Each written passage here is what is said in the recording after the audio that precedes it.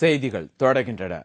மதுரை மாவட்டம் மேலூர் அருகே காதல் திருமணம் செய்த பெண்ணின் குடும்பத்திற்கு எதிராக 25 ஆண்டுகளுக்கு மேலாக ஒட்டுமொத்த கிராமமும் பாலியல் தொல்லை, கடத்தல், கொலை முயற்சி உள்ளிட்ட பல்வேறு கொடூர செயல்களில் ஈடுபட்டுள்ளதாக குற்றச்சாட்டு எழுந்துள்ளது. இதுகுறித்து சிறப்பு தொகுப்பை இப்போது பார்க்கலாம்.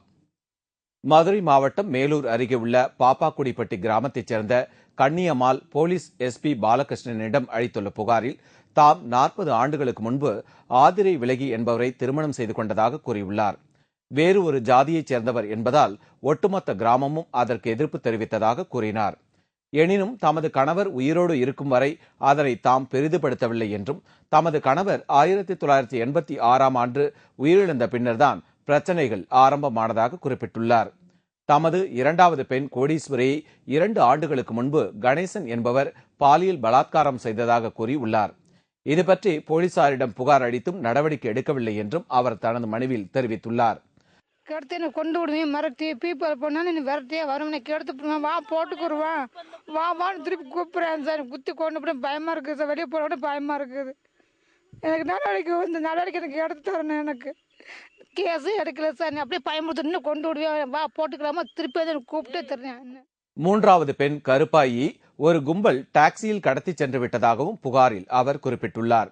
இதுகுறித்து புகார் கொடுக்க சென்ற தன்னை விஜயபாஸ்கரன் என்ற போலீஸ் டிஎஸ்பி தாக்கியதாகவும் கண்ணியம்மாள் கூறியுள்ளார். போனார் வீடும் நாடார் வீடும் ஒன்று சேரக்கூடாது அப்படின்னு சொல்லி எங்களை ஊரை விட்டு, ஊருக்குள்ளே 2 வீடு இருக்குங்க, 2 வீட்டையுமே இல்லாமல் எங்களை ஊருக்குள்ளே இருக்கக்கூடாமல் அடித்து இங்கே வரட்டி விட்டாங்க. இதே புறம்போக்கு இடம் தான். இதில் நாங்கள் வீட்டை கட்டிகிட்டு இருக்கோம். இதில் வீட்டை கட்டிகிட்டு இருக்கையில் தண்ணி குழாய்க்கு போனதுனால இந்த பிள்ளையை வெட்டி விட்டாங்க கோடீஸ்வரியை.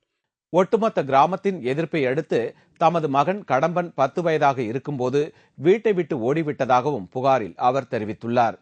அண்மையில்தான் அவனை கண்டுபிடித்ததாகவும் கண்ணியம்மாள் தெரிவித்துள்ளார். இது தவிர கண்ணியம்மாள் குடும்பத்திற்கு ரேஷன் கார்டு, மின் வசதி, குடிநீர் வசதி ஆகியவையும் வழங்கப்படவில்லை.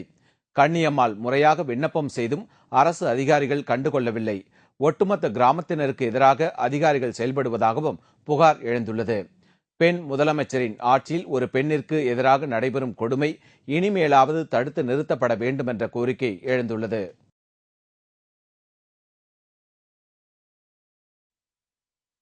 பல்லடம் அருகே திருமணம் செய்து கொள்ள மறுத்த காதலனை பழிவாங்க அவரது மகனை கடத்திச் சென்று கொலை செய்துள்ளார் கள்ளக்காதலி. திருப்பூர் மாவட்டம் பல்லடம் அருகே உள்ள நாராயணபுரத்தைச் சேர்ந்தவர் கோபிநாத். இவரது மனைவி ருக்மணி. இவர்களுக்கு பாலமுருகன் என்ற 4 வயது மகன் இருந்தான்.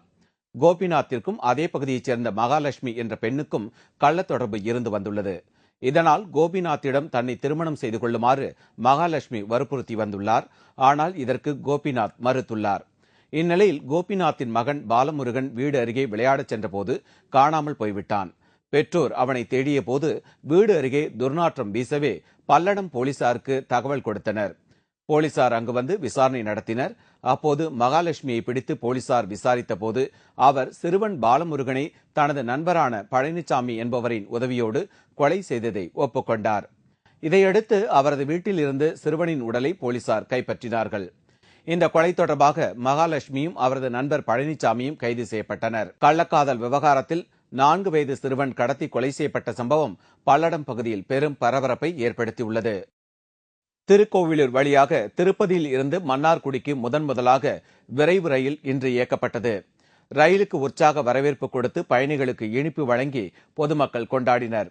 விழுப்புரம் காட்பாடி அகல ரயில் பாதையில் திருப்பதிக்கு ரயில் இயக்கப்பட வேண்டும் என திருக்கோவிலூர் பொதுமக்கள் கோரிக்கை விடுத்து வந்தனர்.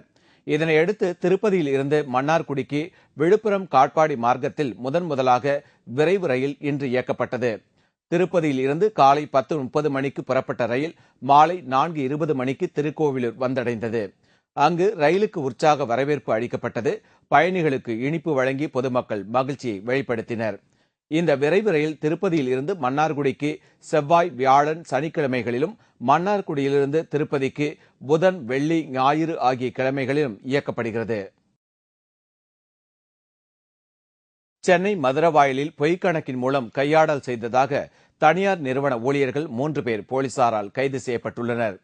சென்னை மதுரவாயலில் தனியாருக்கு சொந்தமான நிறுவனம் ஒன்று உள்ளது. இங்கு பணியாற்றிய கணக்காளர் சிவக்குமார், ராமன், முகமது ஆரிஃப் ஆகிய ஊழியர்கள் பொய்க்கணக்கின் மூலம் லட்சக்கணக்கான ரூபாயை கையாடல் செய்துள்ளனர். இதனை கண்டித்த நிறுவன உரிமையாளர் அருணாச்சலத்தை ஆளும் கட்சியில் முக்கிய அமைச்சராக வலம் வரும் அமைச்சர் ஒருவரின் உதவியுடன் கொலை செய்வதாக மிரட்டியுள்ளனர். இது தொடர்பாக அருணாச்சலம் அளித்த புகாரின் பேரில் ராமன், முகமது ஆரிஃப், ஜவஹர் ஆகிய 3 ஊழியர்களை போலீசார் கைது செய்தனர். மேலும் தப்பி ஓடிய சிவராமனை தேடி வருகின்றனர். வந்தவாசி பெரிய காலனியில் உள்ள மாரியம்மன் கோவில் திருவிழாவை முன்னிட்டு ஏராளமான பெண்கள் முகத்தில் அலகு குத்தி நேர்த்தி கடன் செலுத்தினார்கள். பெரிய காலனி மாரியம்மன் கோவில் திருவிழா வெகு விமர்சையாக நடைபெற்றது. இதில் ஏராளமான பெண்கள் முகத்தில் அலகு குத்தி கொண்டு ஊர்வலமாக வந்து தங்கள் நேர்த்தி கடனை நிறைவேற்றினார்கள். இதைத் தொடர்ந்து பக்தர்கள் காளி வேடம் அணிந்து கொண்டு தீச்சட்டி எடுத்தனர். மேலும் பக்தர்கள் முதுகில் அலகு குத்தி கொண்டு அந்தரத்தில் பறந்தபடி அம்மனுக்கு மாலை அணிவித்தனர். இந்த திருவிழாவில் ஏராளமான மக்கள் கலந்து கொண்டு தரிசனம் செய்தனர்.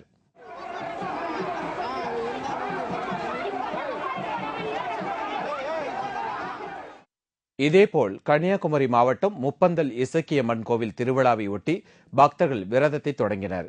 காலில் ஆணி செருப்பு அணிந்து தங்களது 21 நாள் விரதத்தை துவங்கினர். ஆடி மாதம் 8, 9, 10 3 நாள் திருவிழா நடக்கிறதுனால அண்ணன் அயலூர் பிள்ளையார் கோயிலிருந்து ஊர்வலமாக பால் குடம், பன்னீர் குடம், அபிஷேக குடங்கள் ஊர்வலமாக அம்மைக்கு பால் அபிஷேகம் நடைபெறுகிறது. புதுச்சேரியில் மூடப்பட்டுள்ள ஏஎஃப்டி பஞ்சாலையை திறக்க கோரி சட்டமன்றத்தை முற்றுகையிட பேரணியாக சென்ற தொழிலாளர்களை போலீசார் கைது செய்தனர். புதுச்சேரியில் உள்ள ஏஎஃப்டி எனப்படும் ஆங்கிலோ பிரெஞ்சு பஞ்சாலை கடந்த தானே புயல் தாக்கிய போது மூடப்பட்டது. இதனால் கடந்த 6 மாதங்களுக்கு மேலாக தொழிலாளர்கள் சம்பளமின்றி அவதிப்பட்டு வருகின்றனர். தங்களுக்கு சம்பளம் வழங்க கோரி சட்டமன்றத்தை முற்றுகையிட முயன்ற தொழிலாளர்களை தடுத்து நிறுத்தி போலீசார் கைது செய்தனர்.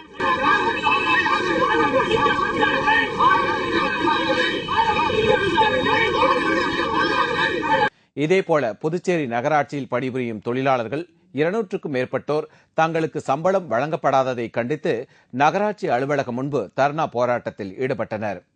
மதுரை மாவட்டம் உசிலம்பட்டியில் குடிநீரில் சாக்கடை நீர் கலந்து வருவதை கண்டித்தும் சுத்திகரிக்கப்பட்ட குடிநீர் வழங்க கோரியும் பொதுமக்கள் போராட்டம் நடத்தினர்.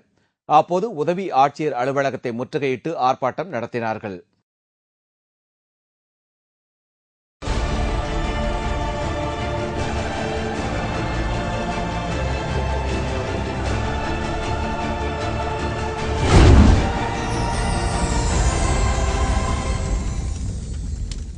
ஆச்சரியம், ஆனால் உண்மை. உடற்பயிற்சியில் பல வகையுண்டு.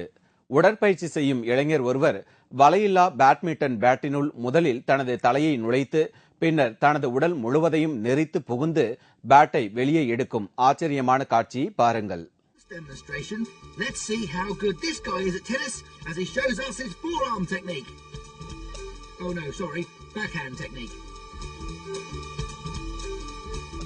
Now, I'm sure you've all read the book, 101 Things to Do with a Tennis Racket.